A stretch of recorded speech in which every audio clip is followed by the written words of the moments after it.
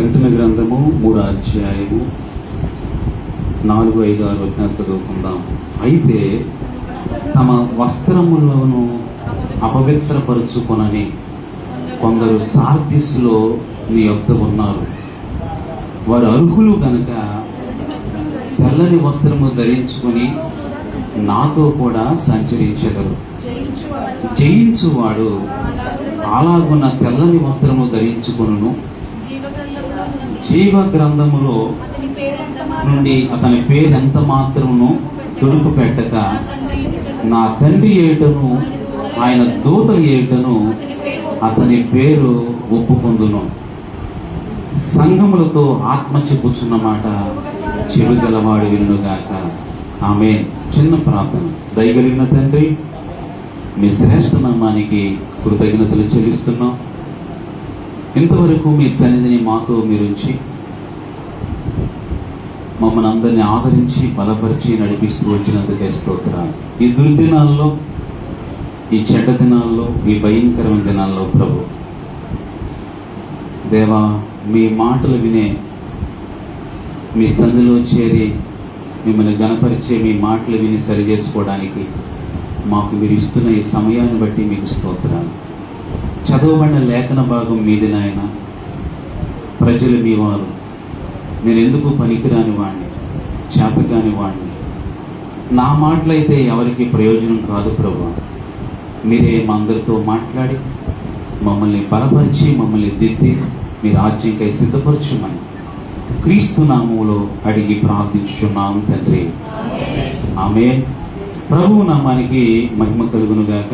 చేరి ఇప్పుడు వచ్చిన మీ అందరికీ ప్రభు యేసుక్రీస్తు వారి యొక్క పరిశుద్ధమైన నామములో అందరికీ శుభవందనాలు తెలియపరుస్తూ ఉన్నాం.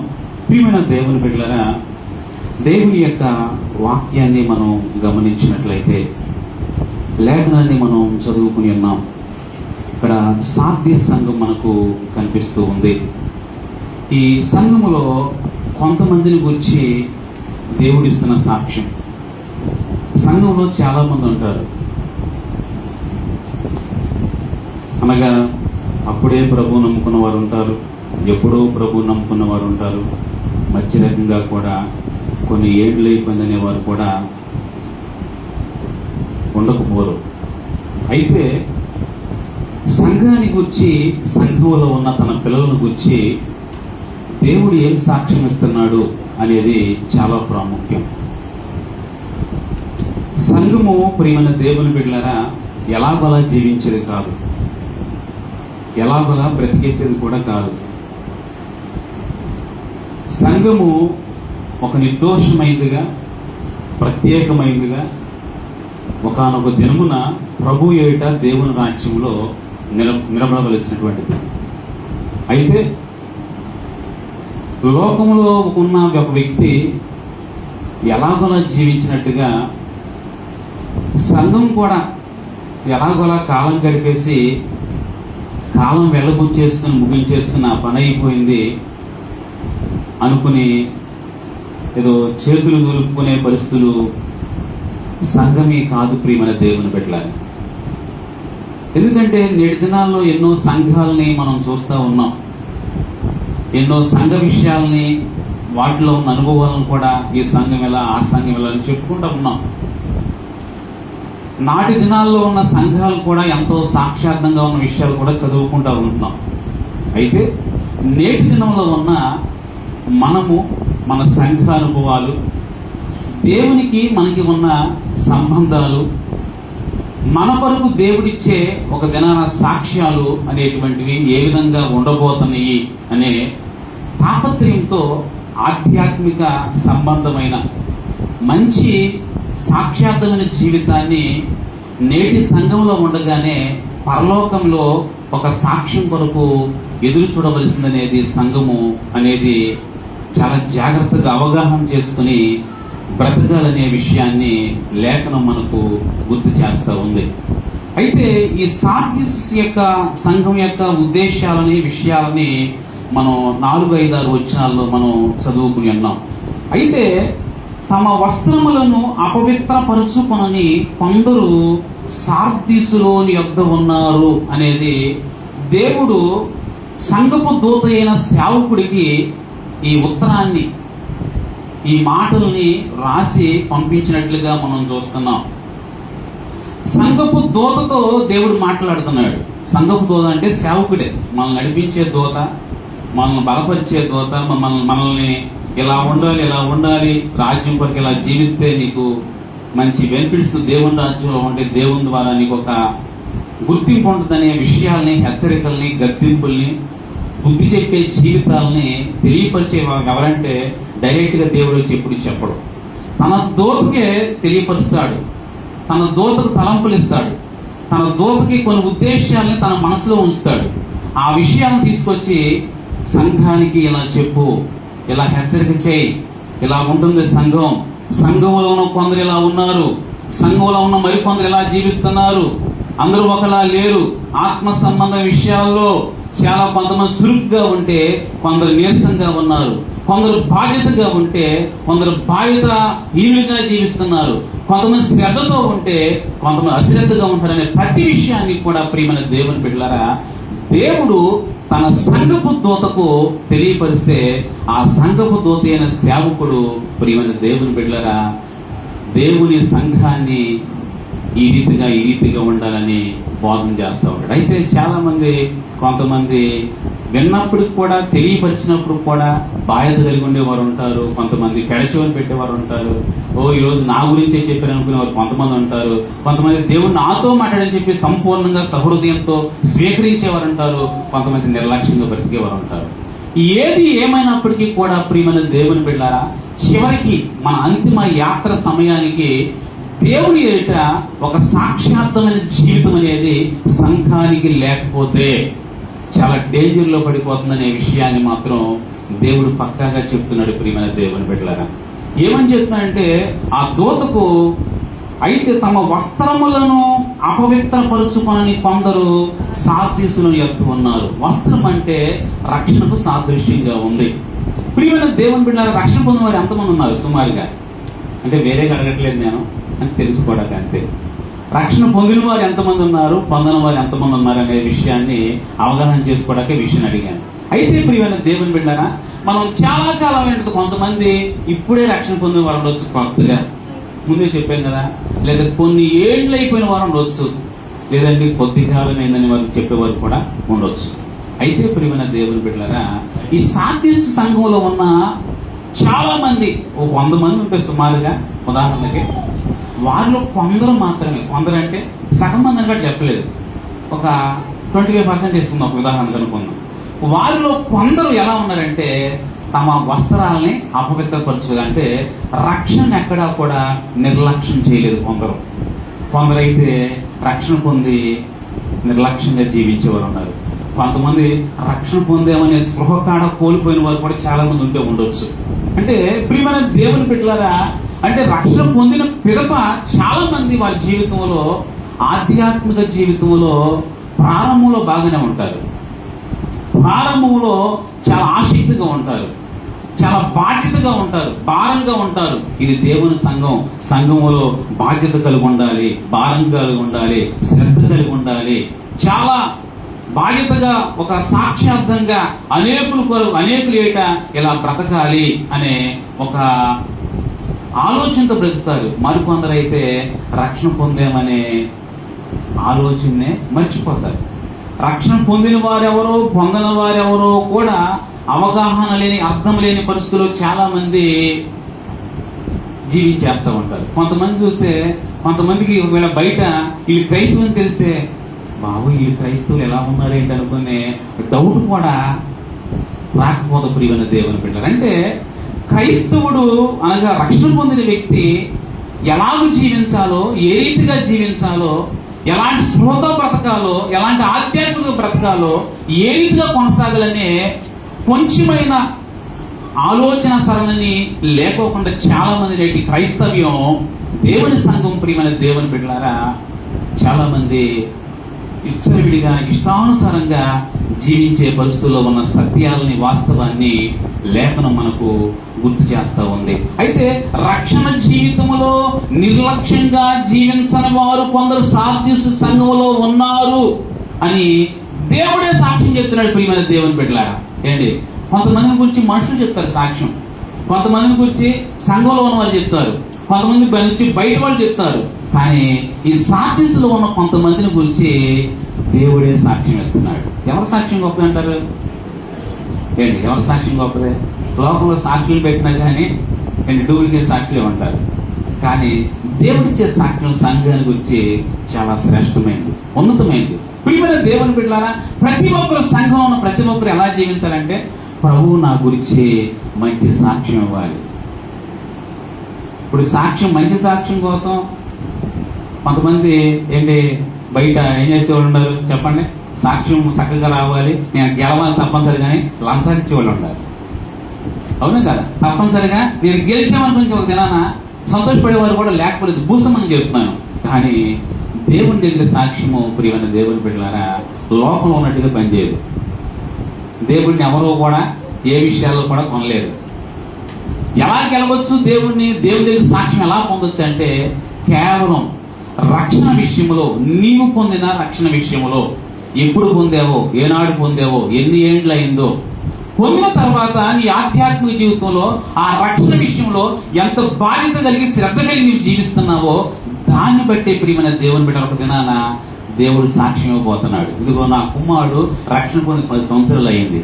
రక్షణ పొందిన తర్వాత చాలా సమస్యలు వచ్చినాయి, కష్టాలు వచ్చినాయి, ఇబ్బందులు వచ్చినాయి, ఇరుకులు వచ్చినాయి, అవాంతరాలు వచ్చినాయి, కుటుంబ సమస్యలు ఎదురైనాయి, ఆధ్యాత్మిక జీవితంలో సమస్యలు అయినాయి, బయట ద్వారా సమస్యలు ఎక్కువైనాయి. కానీ నా కుమారుడు లేకపోతే నా కుమార్తె ఇలా నా కొరకు జీవించారు. సమస్యలు వచ్చినాయని, కష్టాలు వచ్చినాయని చెప్పి ఎక్కడ తప్పిపోలేదు, జారిపోలేదు, పడిపోలేదు, దూరం కాలేదు. సాధులు ఎన్నో పరిశోధించినప్పుడు కూడా నా వాక్యాన్ని బేస్ చేసుకుని, నా మాటల్ని ఆదర్శవంతంగా తీసుకుని, నా మాటల మీద ఆధారపడి ఇంతవరకు కూడా నా కొరకు సంఘములో రక్షణ పొందిన నాటి నుండి నేటి వరకు చాలా బల నమ్మకమైన మంచి వ్యక్తిగా జీవించాడు అనే సాక్ష్యము ఒక దినాన మన గురించి కూడా మారుమోగబోతా ఉంది. సాధ్య సంఘములో ఉన్న వ్యక్తుల గురించి, కొందరి గురించి వారు అనుకోలేదేమో, ఒకవేళ నేను ఎలా ఉన్నానని చెప్పాడని చెప్పి దేవుడు అనుకోలేదేమో. కానీ ఒక దినాల ప్రియమైన దేవుని బిడ్డలారా దేవుడే చెప్తున్నాడు, కొందరు తమ వస్త్రాలని అపవిత్రపరుచుకుని కొందరు సాధ్య సంఘంలో ఉన్నారు అని చెప్తున్నాడు. ప్రియమైన దేవుని బిడ్డలారా, నేటి సంఘంలో మనం ఎలా ఉంటున్నాం? నేటి దినముల్లో ప్రియమైన దేవుని బిడ్డలారా వచ్చిన తంట ఏంటంటే, రక్షణ పొంది నిర్లక్ష్యంగా బ్రతికేస్తూ ఉంటారు. అది మంచిది కాదు సంఘానికి అనేది అర్థం చేసుకుని, అవగాహన చేసుకుని దేవుడి కొరకు ఎలా బ్రతకాలని ఒక కనువిప్పు కలిగి ప్రియమైన దేవుని బిడ్డలారా బాధ్యతగా నడుచుకునే వారు కూడా చాలా మంది అరుదు ప్రియమైన దేవుని బిడ్డలారా. అయితే మనం ఎలా ఉన్నామో అనేది ఒకసారి పరిశీలన చేసుకోవాలి. అరుదని చెప్తున్నాం కదా. అయితే ఆ అరుదులో మనం ఉంటున్నామా లేదా? ఆ కొద్ది మందిలో మనం జీవిస్తున్నామా లేదా? ఆ కొంతమందిలో సాక్షిగా దేవుని ద్వారా ఒక దినాన మనం పిలువబడే ఒక గుంపుగా, ఒక సమూహంగా దేవుని ఏంటి ఉండబోతున్నామా లేదనేది దృష్టిలో పెట్టుకుని ప్రియమైన దేవుని బిడ్డలారా మన ఏంటున్న పరుగు పంద్యాన్ని, మన ఏంటున్న ఆధ్యాత్మిక జీవితాన్ని ఎంతో బాధ్యతగా మనం ప్రియమైన దేవుని బిడ్డలారా భయముతోనూ, వణుకుతోనూ, శ్రద్ధతోనూ మన సొంత రక్షణ ప్రియమైన దేవుని బిడ్డలారా చాలా జాగ్రత్తగా, కేర్ఫుల్గా మనం కొనసాగించాల్సిన విషయాన్ని లేఖనం మనకు తేటగా తెలియపరుస్తుంది. ప్రియమైన దేవుని బిడ్డలారా మనందరం గమనించినట్లయితే నేటి దినాల్లో దుర్దినాల్లో ఉన్నాం, చెడ్డ దినాల్లో ఉన్నాం, భయంకర దినాల్లో ఉన్నాం. ఎప్పుడు ఏం జరుగుతుందో తెలియదు, ఎప్పుడు ఏమి సంభవిస్తుందో తెలియదు, ఎప్పుడు ఏమి జరగబోతుందో కూడా మనకు తెలియదు. కాబట్టి ప్రియమైన దేవుని బిడ్డలారా ఆధ్యాత్మిక జీవితంలో తప్పకుండా రక్షణ పొందిన నేను నా ప్రభు సన్నిధిలో ఎలా ఉంటున్నాను, ఇప్పుడు రక్షణ పొందాం మనం అనుకుందాం.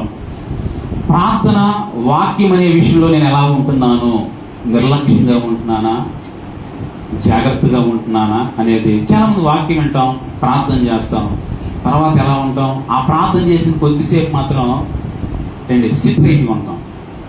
ప్రార్థన అయిపోయిన తర్వాత దాని గురించే మర్చిపోతాం, విన్న వాక్యం గురించి మర్చిపోతాం. ఇప్పుడు దాన్ని చేసిన బాధలతో, భారంతో, పట్టుదలతో, శ్రద్ధతో, కన్నీటితో చేసిన ఈ ప్రార్థనలన్నీ కూడా మర్చిపోతాం ఉంటాం. కొందరు ప్రార్థిస్తారు కానీ తర్వాత ఆ ప్రార్థనలో ఉండలేరు, చాలా బాగా ప్రార్థన చేస్తారు, భారంగా ప్రార్థన చేస్తారు. కానీ అంతే బాధ్యతతో భారంతో ప్రార్థన చేసిన వారి జీవితం తదుపరి కనిపించు. ప్రార్థనలోనే కనిపిస్తాయి, తర్వాత వారు ప్రార్థనలో మాత్రం ఆధ్యాత్మికంగా కనిపిస్తారు. ప్రార్థన అయిపోయిన తర్వాత ఆటవికంగా కనిపిస్తూ ఉంటారు చాలా మంది. ప్రియమైన దేవుని బిడ్డలారా, దేవుని సందులో మనం ఒక గుర్తింపు సాక్ష్యాన్ని మనం కలిగి ఉండాలంటే, ప్రియమైన దేవుని బిడ్డలారా, మనం ఎలా ఉండాలంటే, ఒక వ్యక్తికి 3 ఎకరాల పొలం ఉందంట. ఉదాహరణ గమనించాలి అందరూ కూడా. ఆ పొలంలో 1 ఎకరానికి బాగా నీళ్లు పెట్టేసాడంట, 1 ఎకరంలో బాగా విత్తనాలు చల్లేసాడంట, 1 ఎకరానికి మాత్రం విత్తనాలు చల్లి నీరు పెట్టాడంట. అర్థమవుతుందా? మొదటి ఎకరం చూస్తే పచ్చగా ఉంది, నీరు పెట్టేసాడు చేనికి. పిచ్చి మొక్కలు, పనికిరాని మొక్కలు, కలుపు మొక్కలు అన్నీ మంచిది, అది పచ్చగా ఎరిగిపోతా ఉంది. బాబు ఎంత పచ్చగా ఉందని అనుకుంటే ఉంది. కానీ ఇంకొక ఎకరం ఎలా ఉందంటే ఏముంది, ఎలా ఉంది, ఎండిపోయా ఉంది, విత్తనాలు పండి కానీ ఏమీ లేదు. అలాగే మరొక ఎకరం ఎలా ఉందంటే విత్తనాలు వేయబడి తర్వాత నీరు కట్టబడింది. ఎలా ఉందంటే పచ్చగా, సమృద్ధిగా, ఫలములతో, పుష్పములతో, ఏపుగా, ఉన్నతంగా ఉంది. నేటి దినాల్లో చాలా మంది జీవితాల్లో ఒక్కొక్కరు ఒక్కొక్కలాగా ఉంటున్నారు. ఈ 3 పొలాల్లో 3 ఎకరాల లాగా 3 తత్వాలు కలిగిన వారి సంఘాల్లో ఉంటున్నారు. సంఘంలో ఊరకనే ఉంటారు అంతే. కొంతమంది ఏం బాధ్యత ఉండదు, వాక్యం ఉండదు, ప్రార్థన బాధ్యత ఉండదు, వాక్య బాధ్యత ఉండదు. ఒకటి అంటే ఏమీ లేని పొలం అది. మరొక పొలాన్ని చూస్తే వాక్యం బాగా వింటారు, బాగా క్యాచ్ చేస్తారు, బాగా చదువుతారు, బాగా వింటారు, వాళ్ళకి బాగా వాక్యం తెలుసు. నువ్వు మనం మాట్లాడితే ఏమన్నా రిఫరెన్స్ చెప్పేస్తారు, వాక్యం చెప్పేస్తారు, అబ్బా అన్నట్టు చాలా వాక్యం తెలుసు అంటుంటారు. కానీ వాళ్ళు డేంజర్ చాలా. ఒకటి వాక్యం వెళ్ళేవాడు చాలా డేంజర్. కొంతమంది ప్రార్థన ఎగది చేస్తారు, బాగా ప్రార్థన, మాట్లాడితే ప్రార్థన, కూర్చుంటే ప్రార్థన, లేస్తే ప్రార్థన, పెద్దానికి ప్రార్థనే. వీళ్ళు ఇంకా డేంజర్. ఎందుకంటే తెలుసా, వాక్యం లేని ప్రార్థన ఎందుకు పనికిరాదు. రెండూ చాలా ప్రాముఖ్యం. క్రైస్తవ జీవితంలో రక్షణ ఎవరు నిర్లక్ష్యం చేయరంటే, రక్షణ ఎవరు తమ వస్త్రాన్ని ఎవరు అపవిత్రపరచుకోరంటే, ఉట్టు వాక్యంతో ఉన్నవాడు కొద్ది సమయం వరకే జాగ్రత్తగా ఉంటాడు, తర్వాత సరైన పరిస్థితిలో ఉండడు. కొట్టి ప్రార్థన ఉండేవాడు కొద్ది వరకే ఉంటాడు. కానీ ఈ 2 ఎప్పుడైతే కలిసి ఉంటాయో, వాక్యము ప్రార్థన 2 సమపాలు ఎప్పుడైతే ఉంటాయో, వారు తమ వస్త్రాలని అపవిత్రపరచుకోకుండా సాధ్య సంఘంలో ఉన్నారే. కొందరు అపవిత్రపరచుకుని కొందరు సాధ్య సంఘంలో ఉన్నారని దేవుడు సాక్ష్యం చెప్పాడే. అట్టి సాక్షి సమూహంలో, అట్టి సాక్షి గుంపులో నేటి సంఘంలో ఉన్న మనము కూడా కనిపిస్తాం ఒక దినాననే వాస్తవాన్ని లేఖనం మనందరూ గుర్తు చేస్తూ ఉంది. ప్రియమైన దేవుని బిడ్డలారా, ఏదో ఒకటి కలిగి ఉండొద్దు. మనిషి జీవితంలో ఆహారం ఎంత ప్రాముఖ్యమో నీరు కూడా అంతే ప్రాముఖ్యం. చాలా మంది తెలుసా, నీరు తాక జబ్బులు బారిన పడిపోయి ఇబ్బంది పడిన వారు లేకపోలేదు అండి. గుండె సంబంధించిన వ్యాధులు కానీ, లేదా కిడ్నీ సంబంధించిన వ్యాధులు కానీ, లేకుంటే ఎన్నో ఇన్ఫెక్షన్లు కానీ, యూరిన్ ఇన్ఫెక్షన్లు కానీ, లేకపోతే బ్లడ్ ఎన్ని దేని వాళ్ళనుకుంటున్నారు, సరే నీరు లేకపోవడం బట్టి, సరైన ఆహారం లేకపోతే ఇబ్బంది. అలాగే ఆధ్యాత్మిక జీవితంలో వాక్యము ప్రార్థన ఈ 2 ఏ సంఘములు అయితే సంపూర్ణంగా సమపాళ్ళుగా ప్రియమైన దేవుని బిడ్డరా బ్యాలెన్స్ గా ఉంటాయో, ఆ సంఘము దేవుని కొరకు ప్రియమైన దేవుని బిడ్డరా పచ్చగా, ఉన్నతముగా దేవుని కృపను పొందే పరిస్థితిలో కనిపిస్తుందనే విషయాన్ని లేఖనం మనందరికీ తేటగా తెలియపరుస్తూ ఉంది ప్రియమైన దేవుని బిడ్డలారా. ఎందుకంటే సంపూర్ణమైన సాక్ష్యానికైన సంఘం ఏది అంటే వాక్యము ప్రార్థన 2 కలిగి ఉండాలి.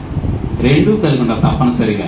ఈ రోజు వాక్యం విన్నాం అనుకుందాం ఉదాహరణకి, తర్వాత ఏం చేయాలి, వెళ్ళి ప్రార్థన చేసుకోవాలి. ఒకవేళ కొద్ది సమయమే వాక్యం విన్నాం అనుకుందాం, ఆ వాక్యాన్ని వారమంతా అవసరమైతే పశువు తెలుసా మీకు, పశువు ఏం చేస్తుంది, ఆహారం దొరికినప్పుడు గబగబ నవలేసేస్తుంది, మింగేస్తుంది. తర్వాత ఏం చేస్తుంది, అదే తిన్న మేతను ఏం చేస్తుంది, కూర్చున్నప్పుడు కట్టేసినప్పుడు పడుకున్నప్పుడు మరలా తిరిగి దాన్ని మన తీసుకుని నోట్లోకి తెచ్చుకుని నెమరు వేసి మీకు. అలాగే ఆధ్యాత్మిక జీవితంలో అది చేస్తూ ఒకటి చదువు లేదు అనుకుందాం, చదువు ఉన్న వాళ్ళు ఉంటారు, చదువు లేని ఉంటారు. ఏం చేయాలి, నాకు చదువు రాదండి, బైబిల్ తెలియదని అంటారు చాలా మంది. ఎన్న వాక్యాన్ని ఒక మాటన జాగ్రత్తగా పట్టుకోదండి. పట్టుకుని ఏం చేయాలి? ఆ వాక్యం ప్రభు ఐదుగురు ఇలా వాక్యం చెప్పాడు, అది ఈ వాక్యం ఇలా అయినా అని చెప్పి అదే మాటను తలంచుకో. దాని గురించి ప్రార్థన చేయి, సంఘం గురించి ప్రార్థన చేయి, విజ్ఞాపన చేయి. అలా చేస్తూ ఉండు. నీ రక్షణ అనగా నీ వస్త్రం అపవిత్రపరచుకొని ఒక సాక్షి సమూహంగా నీవు కూడా నేటి సంఘంలో దేవుని యొక్క సాక్షిగా మారుమ్రోగపోతున్నావు అనే విషయాన్ని వాక్యం చెప్తుంది. ఎందుకంటే చదువు ఉన్న వాళ్ళు చాలా నిర్లక్ష్యంగా ఉంటారు తెలుసా. చదువునేవాడు కొంచెం శ్రద్ధగా ఉంటే, బాధ్యతగా ఉంటే, అయ్యో నాకేమొచ్చాయా, చదువు ఏమొచ్చు కాదయ్యా, నాకు ఏం తెలియదయ్యా, నాకేమొచ్చాయి అనుకుంటే వాళ్ళు చాలా జాగ్రత్తగా ఉంటారు. చదువు ఏం చేసి అన్ని చేసినలాగా ఏముంటుంది, నిర్లక్ష్యంగా బ్రతికేస్తారు, అశ్రద్ధగా ఉంటారు, నాకు తెలుసు అన్నట్టుగా ఉంటారు. జాగ్రత్త మంచిది కాదు, అది కూడా ప్రియమైన దేవుని బిడ్డలాగా. కాబట్టి చాలా జాగ్రత్త, రెండు విషయాల్లో చాలా జాగ్రత్తగా ఉంటే మనం దేవుని యొక్క మన గురించి కూడా దేవుడు సాక్ష్యం ఇవ్వబోతున్నాడు. సార్దీసులో సంఘంలో ఉన్న వ్యక్తుల గురించి ఎవరైతే సాక్ష్యం చెప్పాడో, నేటి సంఘంలో ఉన్న మనం ఎవరైనా సరే సార్వత్రిక సంఘం అనగా ప్రియమైన దేవుడు ప్రతి ఒక్కరు కూడా గమనించినట్టే ప్రియమైన దేవుని బిడ్డగా చాలా జాగ్రత్త ఎవరైతే ఉంటారో బాధ్యతగా వారి గురించి దేవుడు సాక్ష్యం చెప్పాలి. ఒక మాట చెప్తాను ప్రియమైన దేవుడు, సంఘంలో రెండు రకాలు ఉంటారు.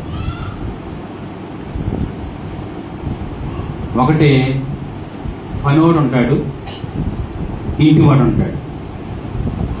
సంఘంలో చాలా మంది పనివాడులాగా ఆ సమయాన్ని నా పని అయిపోయిందని వెళ్ళిపోయి ఉంటారు.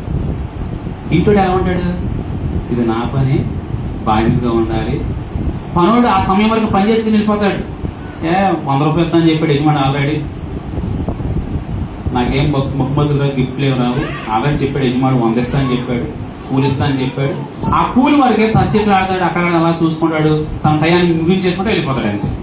కానీ మనం ఎలా ఉండాలి తెలుసా, పనివాడిలాగా ఉండకూడదు. ఎలా ఉండాలి, ఇంటివాడిలాగా, సొంతోడిలాగా, సొంత ఇంటివాడిలాగా అన్ని బాధ్యతలు కలిగి, భారం కలిగి, సంఘంలో ఉన్న మనము శ్రద్ధ కలిగి ఇది నా పని అన్నట్టుగా చాలా చాకచక్యంగా ఆధ్యాత్మిక జీవితంలో మనందరం చాలా జాగ్రత్తగా కొనసాగాల్సిన వారమని వాక్యం చెప్తా ఉంది. ఎందుకంటే బాధ్యత అందరికీ ఉండదు. ఇంటివాడు ఎవడైతే ఇంటివాడు అవుతాడో, పరలోకం ఇంటివాడిగా, నేనన్న పరలోకానికి సంబంధించి ఇంటివాడిని నేను, సంఘములో దేవుని పని చేస్తున్నాను నేను, సంఘము దేవుంది, స్వార్థం ఇచ్చి కొన్నాడు ఆయన, సంఘానికి శిరసైనాడు ఆయన, నేను ఆయన అవయవాన్ని, ఆయన శరీరాన్ని. కాబట్టి నా సొంత తోట నేను చాలా జాగ్రత్తగా కాపాడుకుంటూ ఆ తోటలో, ఆ సంఘములో శ్రద్ధగా బాధ్యతగా నేను కొనసాగవలసిన వ్యక్తిని ఎవరైతే ఇంటి వాడుకుంటాడో వాడే ఒక దినాన్ని దేవుని దగ్గర మార్పులు పొందుతాడు. ప్రియమైన దేవుని బిడ్డలారా, కాలం గడుపుకొని చేతులు దులుపుకొని నా పని అయిపోయిందిలే, ఆదివారం అయిపోయిందిలే, ఆదరణ ఇప్పించేసుకున్నానులే, అయిపోయింది వెళ్ళిపోయిన తత్వంలో మనం మన ఆధ్యాత్మిక జీవితం కొనసాగినంతకాలం కూడా ప్రియమైన దేవుని బిడ్డలారా సాక్ష్యం లేని వ్యక్తులుగానే మిగిలిపోతామనే విషయాన్ని వాక్యం చెప్తుంది. బైబిల్ గ్రంథంలో ప్రియమైన దేవుని బిడ్డలారా అనేక రకాల వస్త్రాలు కలిగిన వారు ఉన్నారు. ప్రియమైన దేవుని బిడ్డలారా అనేక రకాల వస్త్రాలు కలిగిన వారు ఉన్నారు. అయితే ప్రియమైన దేవుని బిడ్డలారా వాక్యాన్ని మనం పరిశీలన చేసినట్లయితే ప్రియమైన వాళ్ళారా, మనం కొంతమంది అంట, ఒకడు బైబిల్ గ్రంథంలో మనం చూస్తూ ఉంటాం, వస్త్రాలు పోగొట్టుకున్నాడంట, వాడు దొంగిలించబడి అంటే ఒకటి. మనం చెప్తున్నాం, విన్నాం కదా, వస్త్రములు అపవిత్రపరచుని కొందరు ఉన్నారని చెప్పి బైబిల్ గ్రంథం చూస్తున్నాం. అయితే ఒక వ్యక్తి ప్రియమైన దేవుని బిడ్డారా లోకాసవతలో కనిపిస్తాడు, తీయవసరం లేదు కానీ మీరు అందరూ కూడా చేయాలండి. ఆ వ్యక్తి ప్రియమైన దేవుని బిడ్డారా తన వస్త్రాలను పోగొట్టుకున్నాడు, దొంగిలించబడి అంట. అంటే ఎంత నిర్లక్ష్యం ఉన్నాడో చూడండి.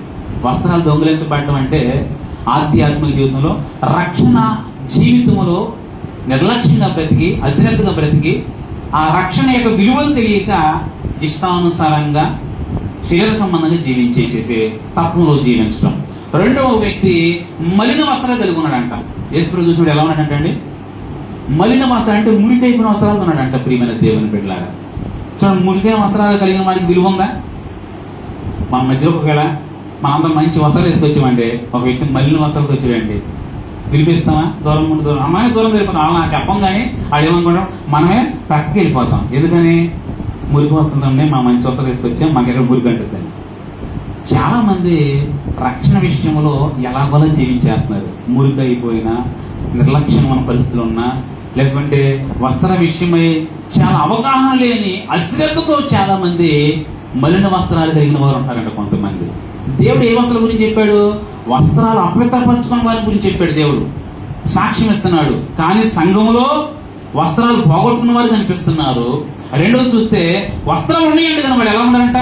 మురికి బట్టలతో వాళ్ళు జీవిస్తున్నారంట. ప్రియమైన దేవుని బిడ్డలారా, అంటే సరి చేసుకుంటాం కానీ, దిద్దుబాటు చేసుకుంటాం కానీ, లేకుంటే రక్షణ విషయంలో బాధ్యత కలిగి ఉంటాం కానీ, లేకపోతే ఉన్న ఒడుదుడుకుని దిద్దుకుని బాగు చేసుకుని నా ప్రభు కొరకు జాగ్రత్తగా ఉండాలి, ఉన్నంతలోనే నా ప్రభు కొరకు శభాషణ అడిగి నేను బ్రతకాలి, రక్షణ విషయంలో నేను జీవించే వ్యక్తి లేరు. మరో కొంతమంది ఎలా ఉన్నారంటే, ఒకటి ఎలా ఉన్నాడంటే చింపు కొట్టుకుతున్నాడంట. ప్రియమైన దేవుని ఎలా ఉన్నాడంటే చీపు కొట్టు చిరిగిపోయి వస్తారంట. అంటే ఎంత ఆధ్యాత్మిక దరిద్రకు బతుకుని చూడండి. చింపు కొట్టులో ఆధ్యాత్మిక జీవితంలో దరిద్రతకు, అంటే ఆత్మ సంబంధంగా పని చేయని వాడికి సాదృశ్యం కనపడతా ఉంది. కొంతమంది చాలా మంది ఆధ్యాత్మికతలో సోమరులుగా బ్రతుకుతారు. సంఘం గురించిన బాధ్యత ఉండదు. సంఘంలో ఉన్న వ్యక్తుల గురించి చాలా మందికి అందరి పేరు తెలుసా? మీ అందరికి తెలియదు. అర్థం తెలుసా? విజ్ఞాపన చేయడం అర్థం. అందరి గురించి కొన్ని వందనాలు చెప్పుకుంటున్నారు కానీ మీరు సిస్టర్ గారి పేరు తెలియట్లేదు, మీకు బ్రదర్ పేరు తెలియట్లా. ఎందువల్ల? ప్రార్థన చేసేవాడికే ఆ బాధ్యతల మెరుపులు తెలుస్తుంది. ప్రియమైన దేవుని బిడ్డలారా, చింపి గుడ్డలు కలిగి ఉన్నాడంట. ప్రియమైన దేవుని బిడ్డలారా, మనం ఎలా ఉన్నాం అంటే రక్షణ విషయంలో ప్రియమైన దేవుని బిడ్డలారా ఎప్పటికప్పుడు మన జీవితాలని రిపేర్ చేసుకుంటా ఉండాలి తప్పనిసరిగా. నేను ఎలా ఉంటున్నాను, ఎలా ఉండలేకపోతున్నాను, ఎలా జీవిస్తున్నాను, ఎలా జీవించలేకపోతున్నానని అవగాహన కలిగి ఉన్నాడంట. అయితే ప్రియమైన దేవుని బిడ్డలారా, మనం చూసేది తెల్లని వస్త్రాలు ధరించుకున్న ప్రియమైన దేవుని బిడ్డలారా వ్యక్తిని మనం చూస్తున్నాం. సంఘాన్ని మనం ఎలా ఉంటున్నాం అనేది తప్పనిసరిగా. అయితే దేవుడు ఏం చెప్పినట్టు తెలుసా?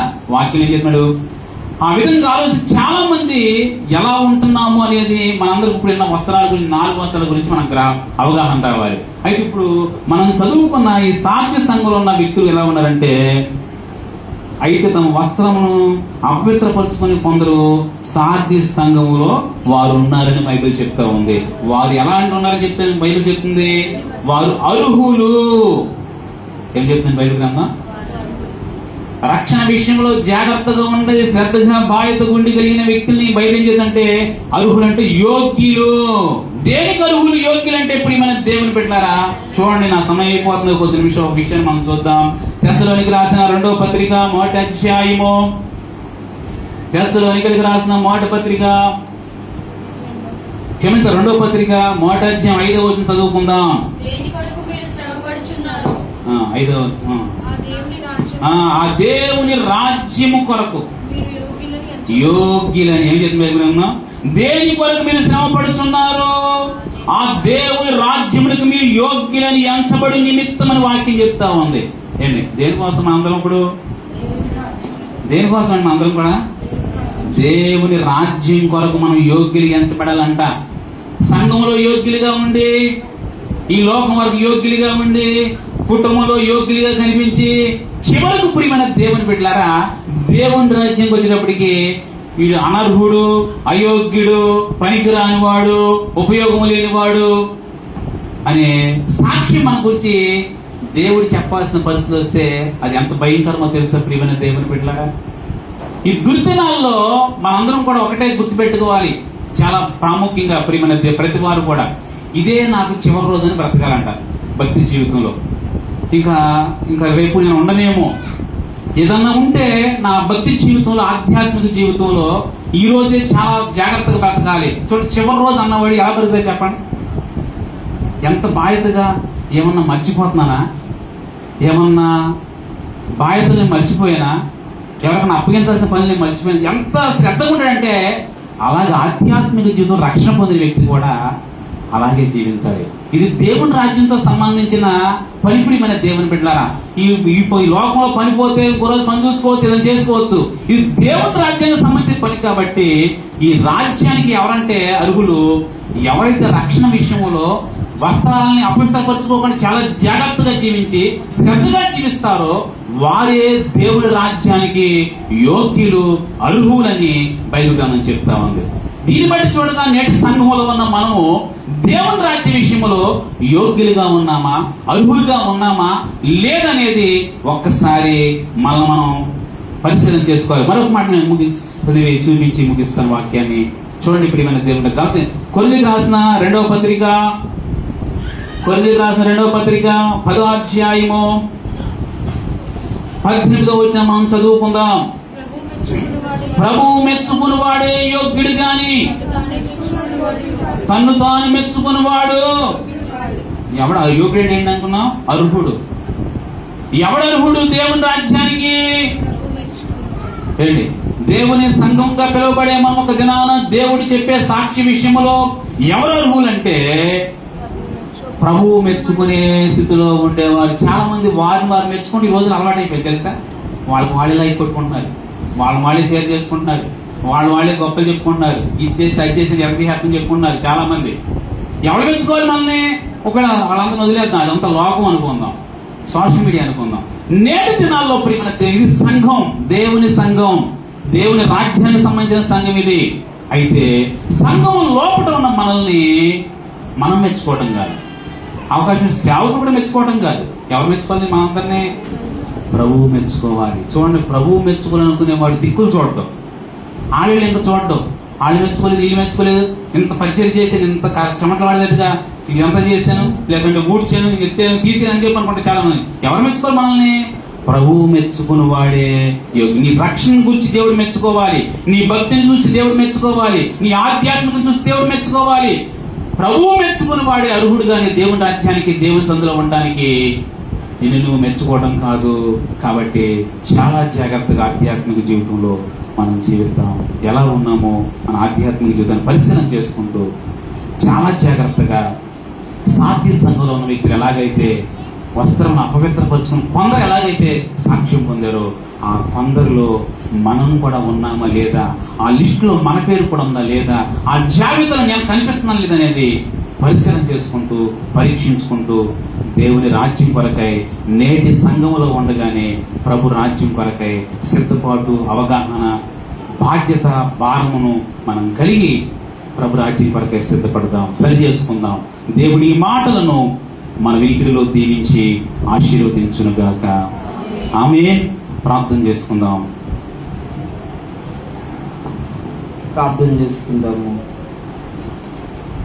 అందరూ తలలు ఉంచుదాం, మోకరిద్దాం, ప్రార్థన చేసుకుందాం. దేవుడు తన దాసుని నిలువబెట్టి ప్రభువు ఈ పగటి కాలంలో ప్రభు మనతో మాట్లాడారు.